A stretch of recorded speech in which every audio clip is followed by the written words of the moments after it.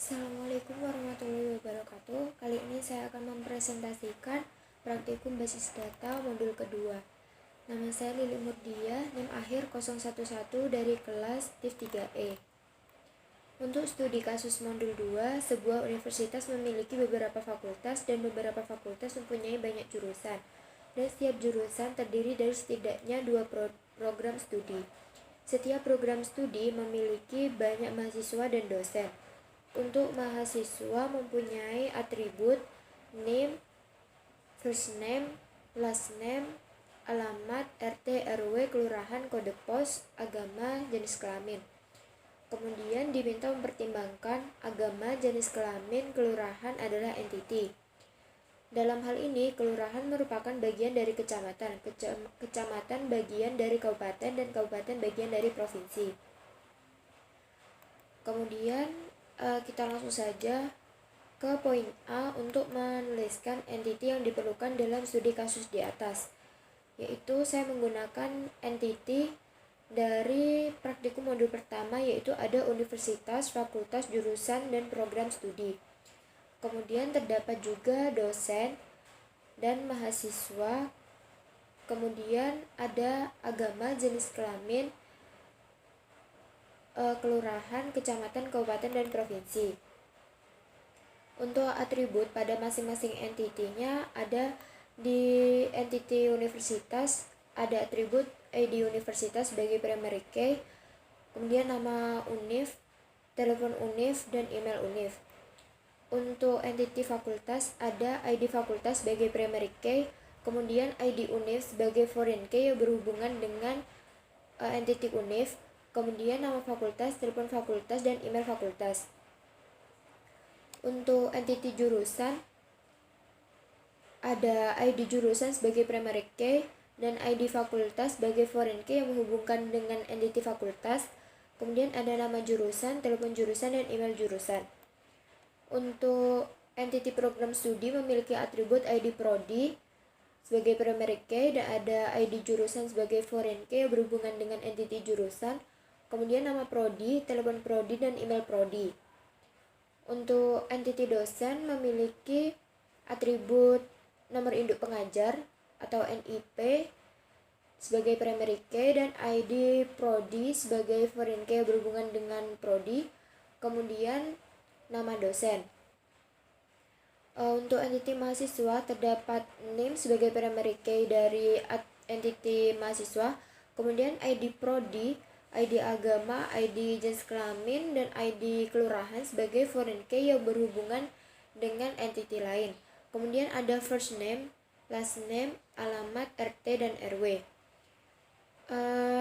Untuk selanjutnya ada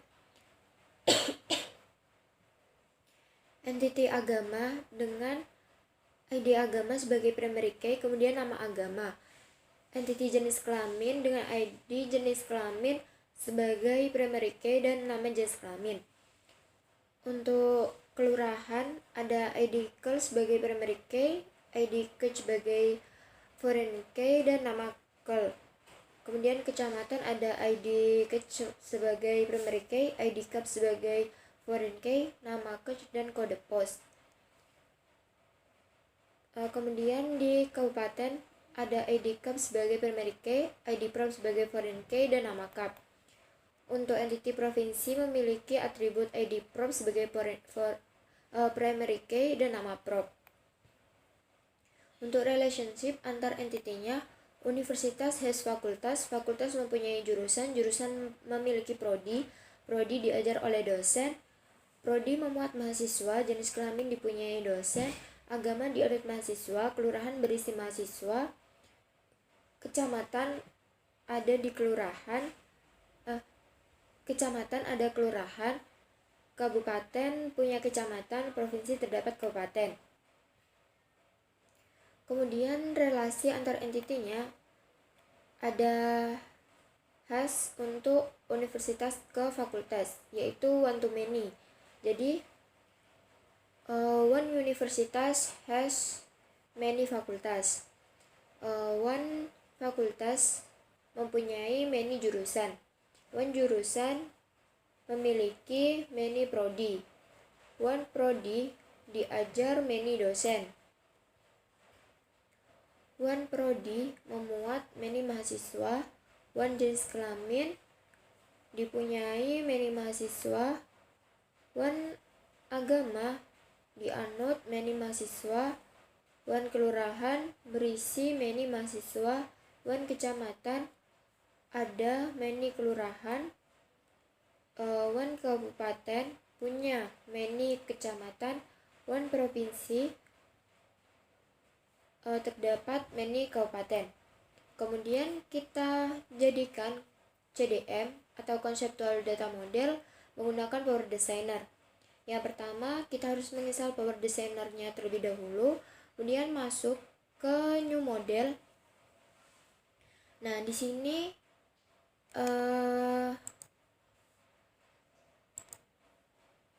kita bisa membuat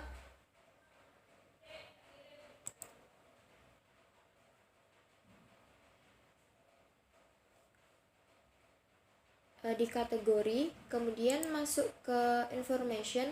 Ini ada conceptual data, ada juga cara kedua model type. Ini ada juga conceptual data model, dan diklik lalu pilih OK. Nah, saya sudah membuat CDM-nya.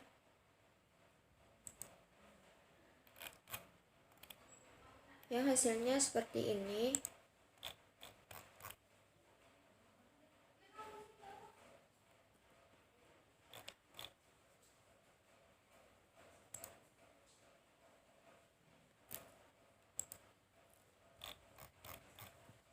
Jadi, entity universitas has fakultas.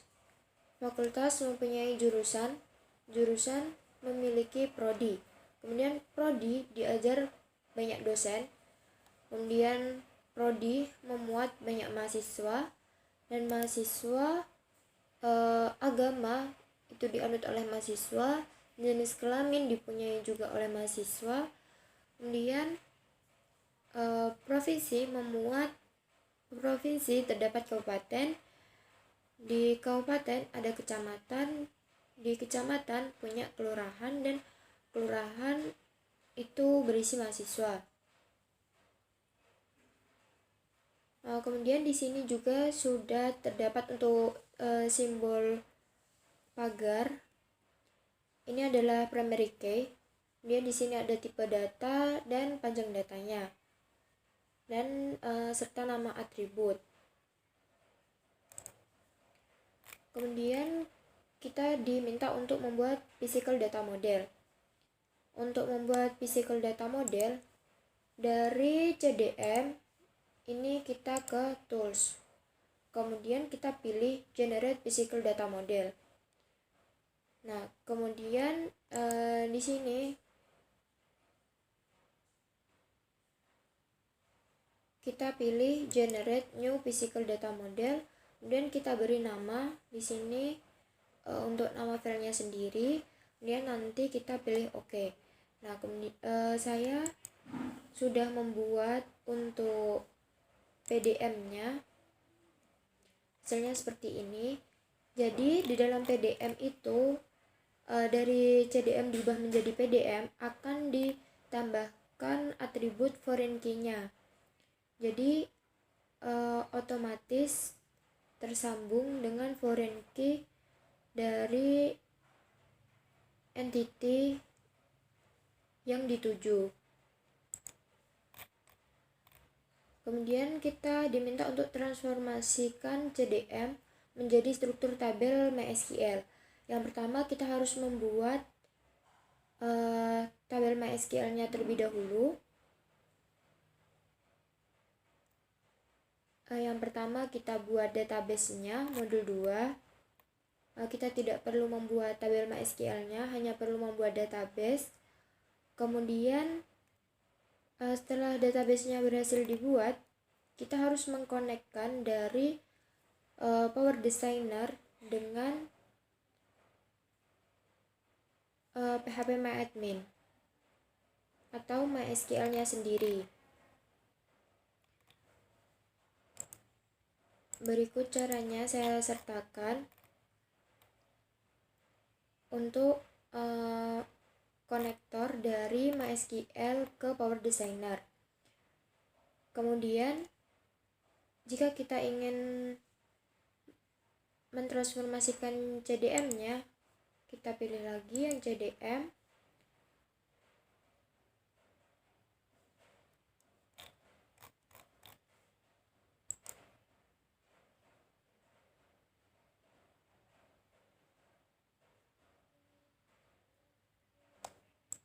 Jadi sebelum dikonekkan, ketika Power Designer-nya belum connect, itu kita bisa memilih database. Kemudian nanti ada connect to data source dan akan terlihat tampilan seperti ini. Jadi kita mengkonekkan dengan drivernya MySQL yang telah kita buat. Kemudian kita bisa mengenerate dari PDM-nya ke MySQL. Nah, ini untuk generate database-nya.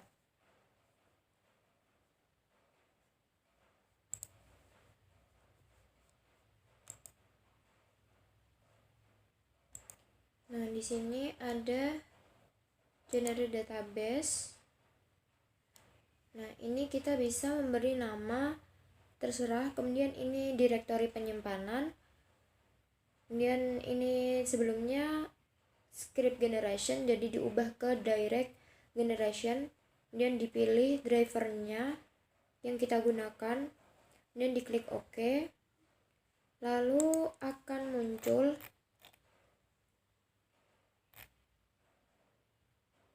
script dari Power Designer yang sudah berbentuk dalam bahasa SQL.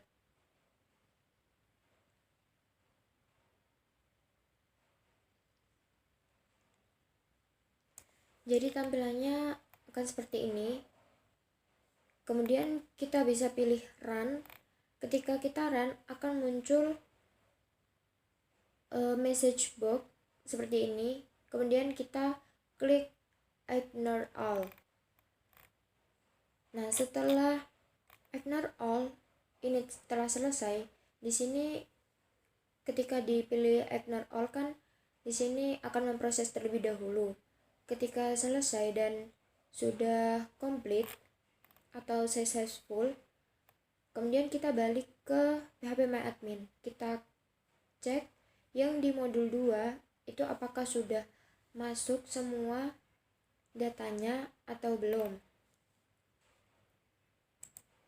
Jadi setelah di ignore all dan sudah sukses, jadi kita tidak perlu mengimport kembali.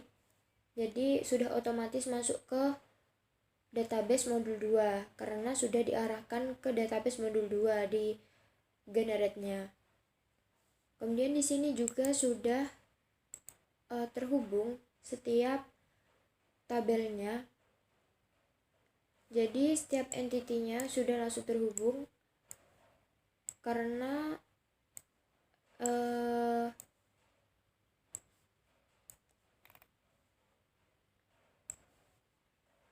menganut referensi dari PDM yang sudah kita buat sebelumnya.